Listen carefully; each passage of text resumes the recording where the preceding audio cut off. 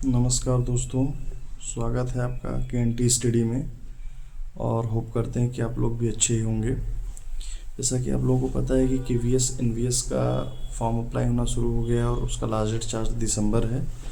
तो आप लोग प्रयास करें कि जल्दी से जल्दी फॉर्म अप्लाई करके अपनी प्रिपरेशन को एक नई दिशा में दें। आप लोग को मैं बता दूं कि लगभग में अगर केवीएस में पीजीटी की अगर वैकेंसी देखा जाए तो 615 है, जिसमें Hindi, English, physics, chemistry, maths, biology, history, geography, economics, commerce, computer science और बायोटेक्नोलॉजी है। तो अलग अलग विषय में अलग अलग जो है वैकेंसीज़ हैं। तो जो सबसे ज़्यादा वैकेंसीज़ हमें देखने को मिल रही है वो मिल रही है केमिस्ट्री और फिजिक्स में। फिजिक्स में 89 CUR में है और केमिस्ट्री में 84 है। और वहीं हम पीजीटी एनवीएस में देखें तो टोटल जो वैकेंसी है अलग अलग विषय को मिला करके वो है 614। इसमें जो सबसे ज़्यादा वैकेंसीज़ है वो वैकेंसीज़ आपको मैथमेटिक्स में 69 वैकेंसी है, जो कि यूआर से है। टोटल जो वैकेंसी है मैथमेटिक्स में वो 167 है। जैसे हिंदी में 127 वैकेंसी है, इंग्लिश में 146 वैकेंसी है, फिजिक्स में 186 है, केमिस्ट्री में 121 है। एनवीएस पीजीटी बता रहा हूँ। और मैथमेटिक्स सबसे ज़्यादा 167 है, बायोलॉजी 161 है, हिस्ट्री 110 है और ज्योग्राफी 106 है, इकोनॉमिक्स 148 है, कॉमर्स 43 है, कंप्यूटर साइंस 135 है और फिजिकल एजुकेशन 63 है। तो कुल मिला के टोटल जो वैकेंसी वो 634, मतलब 615 और 634, 1200 प्लस वैकेंसी जो है वो सेंट्रल लेवल की जो इंस्टीट्यूट है वो पीजीटीज में, तो सब बहुत लार्ज स्केल पे वैकेंसी कंबाइंडली मिला करके आ रखी है। और टीजीटी में अगर हम लोग देखें तो टीजीटी अगर केवीएस में देखें तो 1153 वैकेंसी है। इसमें जो सबसे ज़्यादा वैकेंसी किस विषय से है, वो सबसे ज़्यादा वैकेंसी हमें संस्कृत से देखने को मिल रही है। ठीक है। और टीजीटी एनवीएस जो है, टीजीटी एनवीएस में जो टोटल नंबर ऑफ वैकेंसीज है वो 1230 है। मतलब 1153 और 1230, मतलब कुल मिला के 23 से 2300 प्लस वैकेंसीज जो है टीजीटी, केवीएस और एनवीएस दोनों को मिला करके है। तो आज हम लोग जो बेसिकली बात करने वाले हैं वो इन्हीं टीजीटीज, पीजीटीज और पीआरटी से मिला करके। अगर अच्छा पीआरटी में भी हम लोग देख लेते हैं तो पीआरटी में जो स्पेशल एजुकेटर की वैकेंसी है वो 202 है, पीआरटी की वैकेंसी 1089 है, पीआरटी म्यूजिक की 78 वैकेंसी है। मतलब टोटल मिला जुला के 1369 वैकेंसीज है। और नॉन टीचिंग पोस्ट के लिए तो उसके लिए हम लोग अलग से बात करेंगे। आज हम लोग टीचिंग पोस्ट से रिलेटेड ही बात करेंगे। जैसा कि मैंने पहले बता रखा है कि इसमें दो लेयर का एग्ज़ाम है। इसमें दो लेयर का एग्ज़ाम है, टायर 1, टायर 2। लेकिन टायर 1 जो है वो स्क्रीनिंग एग्ज़ाम है, मीन्स की क्वालिफाइंग एग्ज़ाम है। टायर 2 और इंटरव्यू मिल करके आपका फाइनल मेरिट बनेगा। तो टायर 2 जो है वो जो है 85% रहेगा उसका वेटेज, और जो इंटरव्यू रहेगा उसका 15% वेटेज रहेगा। तो इन दोनों कंबाइंडली मिलाकर कट ऑफ बनेगा। आज हम लोग जो स्पेशली बात करने वाले हैं वो टायर 1 के बारे में बात करने वाले हैं। टीजीटी पीजीटी के टायर 1 जो फर्स्ट एग्ज़ाम जो होने वाला है, जो कि ऑलमोस्ट फेब में होने की संभावना है। ऑफिशियली उसका नोटिस आ जाएगा, तो उसके बारे में हम लोग बात करने वाले हैं। तो दोस्तों, जैसा कि हम लोग को पता ही होगा कि जो हमारे पास जो कैंडिडेट्स हैं वो दो तरह के कैंडिडेट हैं। एक ऐसे कैंडिडेट हैं जो कि पीजी और बीएड करने के बाद टीचिंग्स का एग्ज़ाम दे रहे हैं, साथ साथ जो पीजीटी टीजीटी जो सेंट्रल लेवल पे होता है या फिर स्टेट लेवल पे जो भी एग्ज़ाम्स होते हैं उसका एग्ज़ाम दे रहे हैं।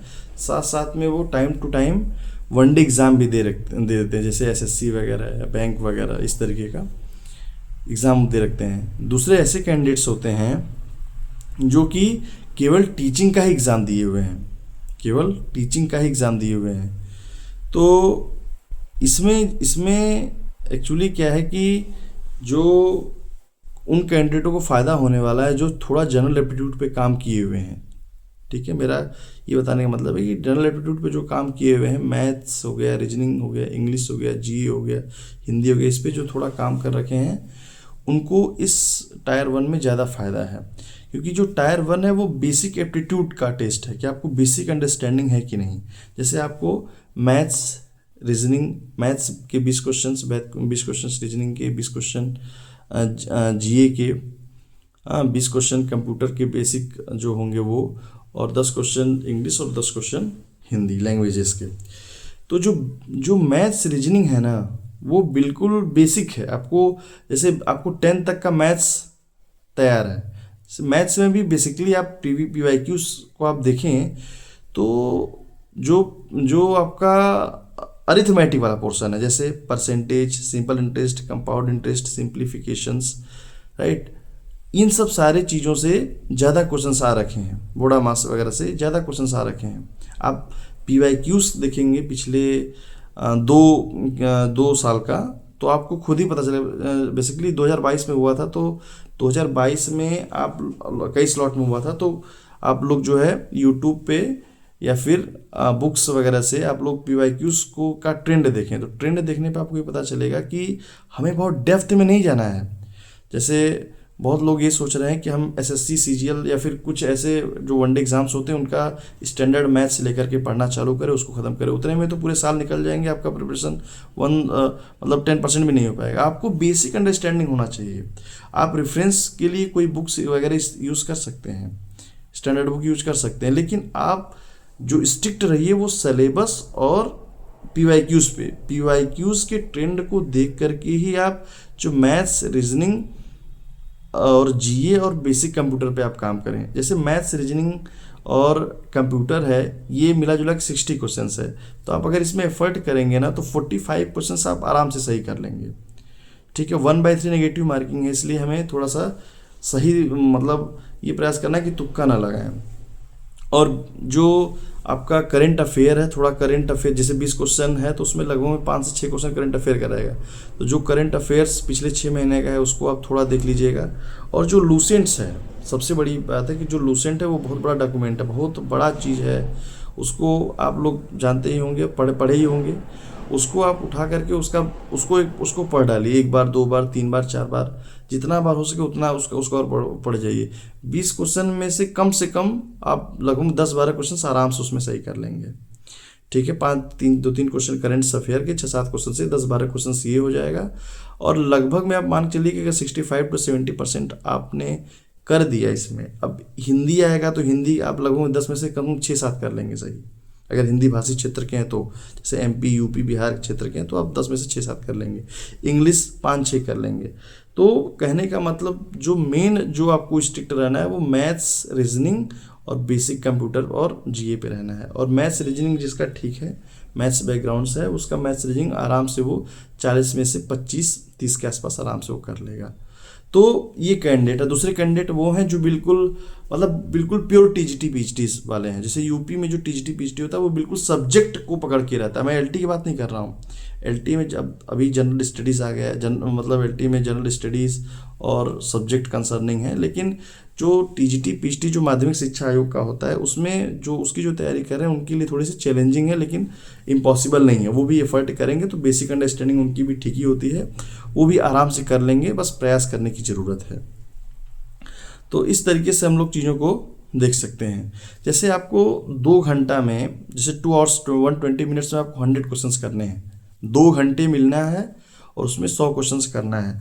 तो चूंकि 1/3 नेगेटिव मार्किंग है, इसलिए हमें पहले फेज में उस तरीके को करना है जो क्वेश्चन हमको एग्जैक्टली आ रहा है। मतलब उसका एक अलग स्ट्रेटजी हम लोग बाद में बात करेंगे, लेकिन इस तरीके से अगर हम लोग करेंगे, हमको बहुत ही किसी सब्जेक्ट स्पेसिफिक डेप्थ में नहीं घुसना है। ये एक एप्टीट्यूड टेस्ट है, मतलब आपको बेसिक अंडरस्टैंडिंग उस कंसर्निंग विषय की अच्छे से है कि नहीं। जैसे मैथ्स, रीजनिंग, जीए, हिंदी, इंग्लिश, ये आपको 10 तक प्रॉपर पता है कि नहीं। जैसे रीजनिंग में आपको वो स्टेटमेंट एसर्टेशन वाला नहीं करना है, सिलोगिज्म नहीं करना है, आपको जनरल सीरीज वाला कर लेना है, नंबर एनोलॉजी कर लेना है, लेटर एनोलॉजी कर लेना है, ये जो बेसिक बेसिक चीज़ें हैं वो सारे कर लेने हैं।